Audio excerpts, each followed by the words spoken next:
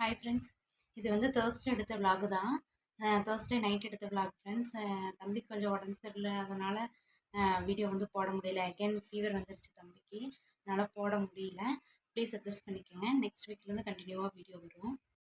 Hi friends, இன்றைக்கி வந்து Thursday night வந்து சன்னா மசாலா கிரேவி வந்து ரெடி பண்ண போகிறேன் சப்பாத்திக்கு. ரெஸ்டாரண்ட் ஸ்டைலில் இல்லை, கொண்டக்கடையில் வந்து ஊற வச்சு எடுத்து வச்சுருக்கிறேன்.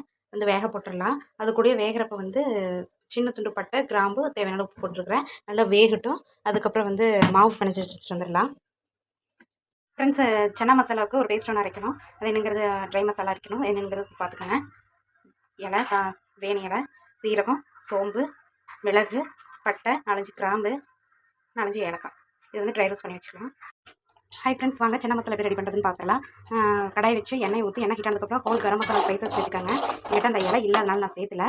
அரைச்சி வச்ச வெங்காயம்,